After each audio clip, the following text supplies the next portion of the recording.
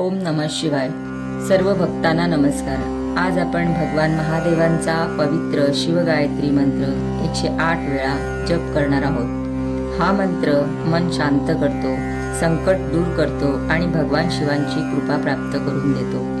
चला तर मग श्रद्धेने आणि भक्तिभावाने शिवगायत्री मंत्राचा जप करूया. ओम तत्पुरुषाय विद्महे महादेवाय धीमहि तन्नो रुद्रः प्रचोदयात्. ओम तत्पुरुषाय विद्महे महादेवाय धीमहि तन्नो रुद्रः प्रचोदयात्. ओम तत्पुरुषाय विद्महे महादेवाय धीमहि तन्नो रुद्रः प्रचोदयात्. ओम तत्पुरुषाय विद्महे महादेवाय धीमहि तन्नो रुद्रः प्रचोदयात्. ओम तत्पुरुषाय विद्महे महादेवाय धीमहि तन्नो रुद्रः प्रचोदयात्. ओम तत्पुरुषाय विद्महे महादेवाय धीमहि तन्नो रुद्रः प्रचोदयात्. ओम तत्पुरुषाय विद्महे महादेवाय धीमहि तन्नो रुद्रः प्रचोदयात्. ओम तत्पुरुषाय विद्महे महादेवाय धीमहि तन्नो रुद्रः प्रचोदयात्. ओम तत्पुरुषाय विद्महे महादेवाय धीमहि तन्नो रुद्रः प्रचोदयात्. ओम तत्पुरुषाय विद्महे महादेवाय धीमहि तन्नो रुद्रः प्रचोदयात्. ओम तत्पुरुषाय विद्महे महादेवाय धीमहि तन्नो रुद्रः प्रचोदयात्. ओम तत्पुरुषाय विद्महे महादेवाय धीमहि तन्नो रुद्रः प्रचोदयात्. ओम तत्पुरुषाय विद्महे महादेवाय धीमहि तन्नो रुद्रः प्रचोदयात्. ओम तत्पुरुषाय विद्महे महादेवाय धीमहि तन्नो रुद्रः प्रचोदयात्. ओम तत्पुरुषाय विद्महे महादेवाय धीमहि तन्नो रुद्रः प्रचोदयात्. ओम तत्पुरुषाय विद्महे महादेवाय धीमहि तन्नो रुद्रः प्रचोदयात्. ओम तत्पुरुषाय विद्महे महादेवाय धीमहि तन्नो रुद्रः प्रचोदयात्. ओम तत्पुरुषाय विद्महे महादेवाय धीमहि तन्नो रुद्रः प्रचोदयात्. ओम तत्पुरुषाय विद्महे महादेवाय धीमहि तन्नो रुद्रः प्रचोदयात्. ओम तत्पुरुषाय विद्महे महादेवाय धीमहि तन्नो रुद्रः प्रचोदयात्. ओम तत्पुरुषाय विद्महे महादेवाय धीमहि तन्नो रुद्रः प्रचोदयात्. ओम तत्पुरुषाय विद्महे महादेवाय धीमहि तन्नो रुद्रः प्रचोदयात्. ओम तत्पुरुषाय विद्महे महादेवाय धीमहि तन्नो रुद्रः प्रचोदयात्. ओम तत्पुरुषाय विद्महे महादेवाय धीमहि तन्नो रुद्रः प्रचोदयात्. ओम तत्पुरुषाय विद्महे महादेवाय धीमहि तन्नो रुद्रः प्रचोदयात्. ओम तत्पुरुषाय विद्महे महादेवाय धीमहि तन्नो रुद्रः प्रचोदयात्. ओम तत्पुरुषाय विद्महे महादेवाय धीमहि तन्नो रुद्रः प्रचोदयात्। ॐ तत्पुरुषाय विद्महे महादेवाय धीमहि तन्नो रुद्रः प्रचोदयात्।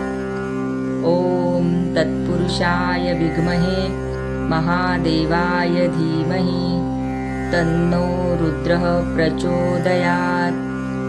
ॐ तत्पुरुषाय विद्महे महादेवाय धीमहि तन्नो रुद्रः प्रचोदयात्। ॐ तत्पुरुषाय विद्महे महादेवाय धीमहि तन्नो रुद्रः प्रचोदयात्। ॐ तत्पुरुषाय विद्महे महादेवाय धीमहि तन्नो रुद्रः प्रचोदयात्। ॐ तत्पुरुषाय विद्महे महादेवाय धीमहि तन्नो रुद्रः प्रचोदयात्। ॐ तत्पुरुषाय विद्महे महादेवाय धीमहि तन्नो रुद्रः प्रचोदयात्। ॐ तत्पुरुषाय विद्महे महादेवाय धीमहि तन्नो रुद्रः प्रचोदयात्। ॐ तत्पुरुषाय विद्महे महादेवाय धीमहि तन्नो रुद्रः प्रचोदयात्। ॐ तत्पुरुषाय विद्महे महादेवाय धीमहि तन्नो रुद्रः प्रचोदयात्। ॐ तत्पुरुषाय विद्महे महादेवाय धीमहि तन्नो रुद्रः प्रचोदयात्। ॐ तत्पुरुषाय विद्महे महादेवाय धीमहि तन्नो रुद्रः प्रचोदयात्। ॐ तत्पुरुषाय विद्महे महादेवाय धीमहि तन्नो रुद्रः प्रचोदयात्।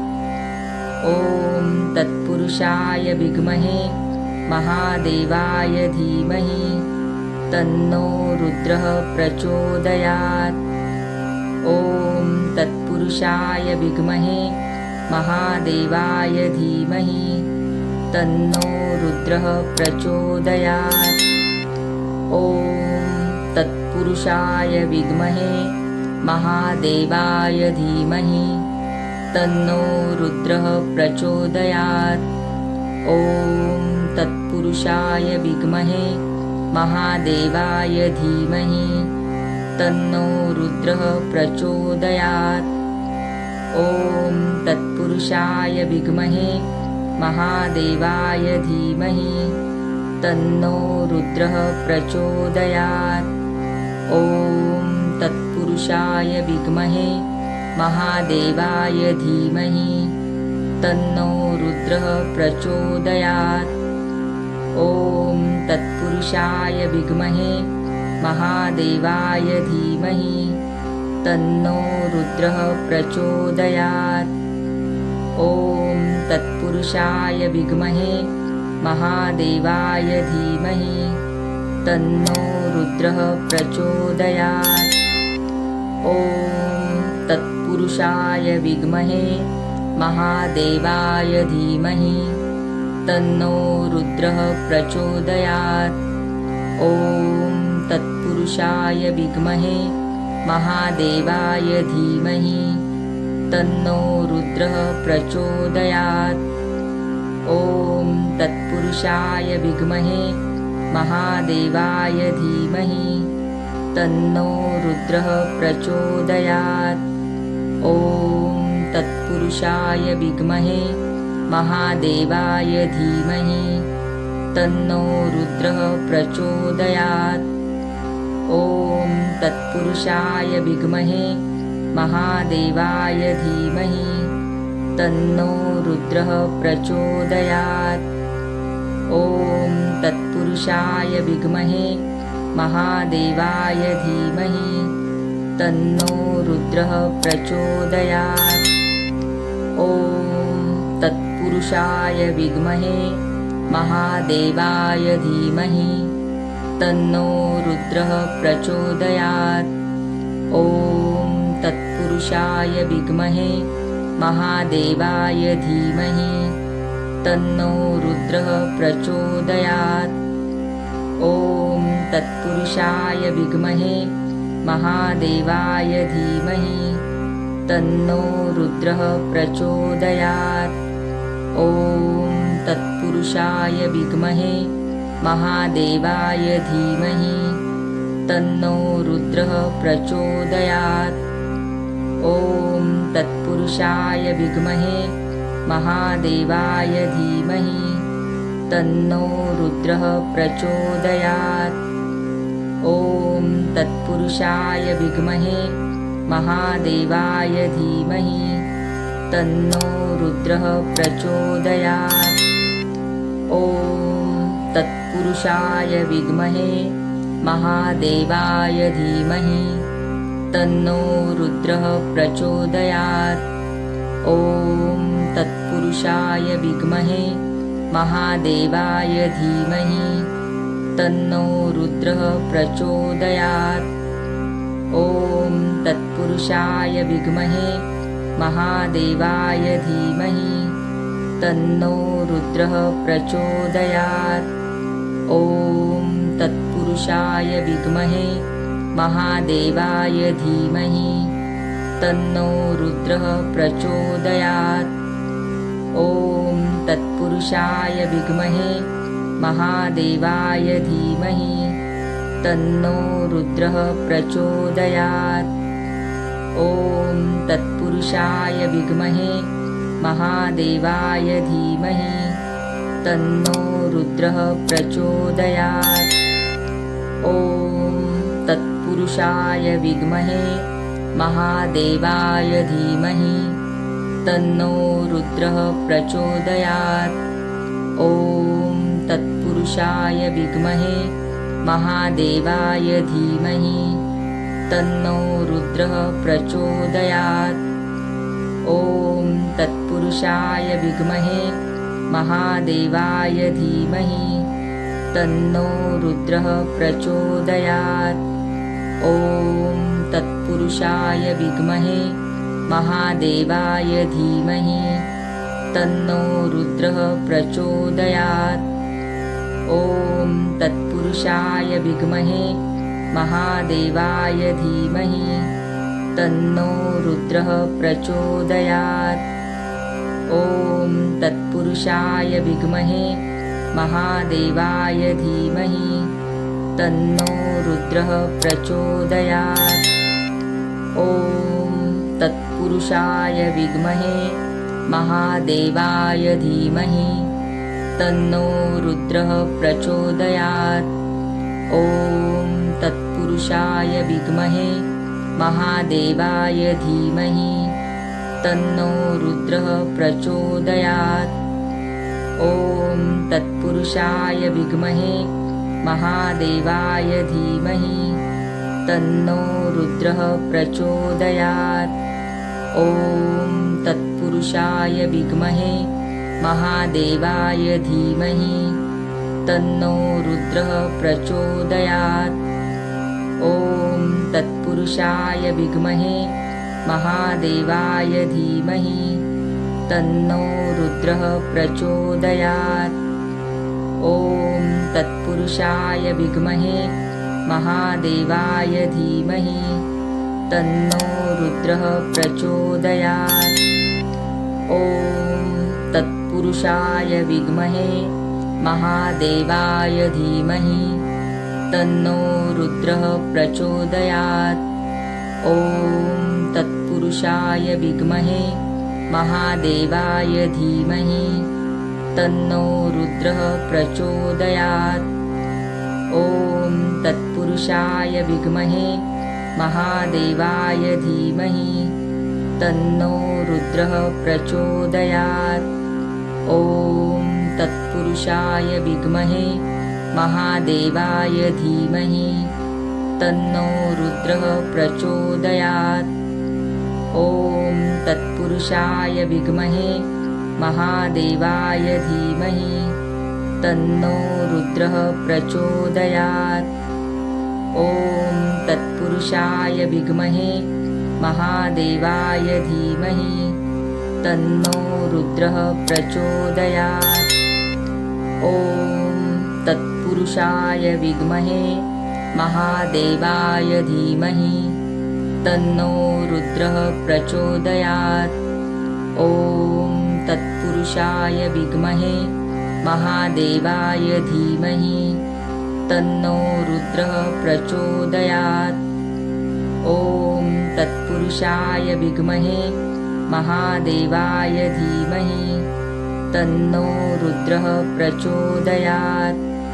ॐ तत्पुरुषाय विद्महे महादेवाय धीमहि तन्नो रुद्रः प्रचोदयात्।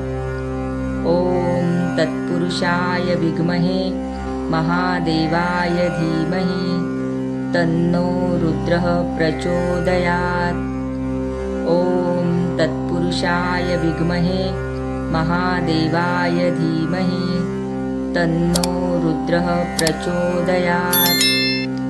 ॐ तत्पुरुषाय विद्महे महादेवाय धीमहि तन्नो रुद्रः प्रचोदयात्। ॐ तत्पुरुषाय विद्महे महादेवाय धीमहि तन्नो रुद्रः प्रचोदयात्। ॐ तत्पुरुषाय विद्महे महादेवाय धीमहि तन्नो रुद्रः प्रचोदयात्। ॐ तत्पुरुषाय विद्महे महादेवाय धीमहि तन्नो रुद्रः प्रचोदयात्। ॐ तत्पुरुषाय विद्महे महादेवाय धीमहि तन्नो रुद्रः प्रचोदयात्। ॐ तत्पुरुषाय विद्महे महादेवाय धीमहि तन्नो रुद्रः प्रचोदयात्। ॐ तत्पुरुषाय विद्महे महादेवाय धीमहि तन्नो रुद्रः प्रचोदयात्। ॐ तत्पुरुषाय विद्महे महादेवाय धीमहि तन्नो रुद्रः प्रचोदयात्। ॐ तत्पुरुषाय विद्महे महादेवाय धीमहि तन्नो रुद्रः प्रचोदयात्। ॐ तत्पुरुषाय विद्महे महादेवाय धीमहि तन्नो रुद्रः प्रचोदयात्। ॐ तत्पुरुषाय विद्महे महादेवाय धीमहि तन्नो रुद्रः प्रचोदयात्। ॐ तत्पुरुषाय विद्महे महादेवाय धीमहि तन्नो रुद्रः प्रचोदयात्। ॐ तत्पुरुषाय विद्महे महादेवाय धीमहि तन्नो रुद्रः प्रचोदयात्। ॐ तत्पुरुषाय विद्महे महादेवाय धीमहि तन्नो रुद्रः प्रचोदयात्। ॐ तत्पुरुषाय विद्महे महादेवाय धीमहि तन्नो रुद्रः प्रचोदयात्। ॐ तत्पुरुषाय विद्महे महादेवाय धीमहि तन्नो रुद्रः प्रचोदयात्। ॐ तत्पुरुषाय विद्महे महादेवाय धीमहि तन्नो रुद्रः प्रचोदयात्। ॐ तत्पुरुषाय विद्महे महादेवाय धीमहि तन्नो रुद्रः प्रचोदयात्। रोज असेच भक्तिमय व्हिडिओ पाहण्यासाठी भक्तिसूर चॅनेलला सबस्क्राईब करा आणि बेल आयकॉनला क्लिक करा.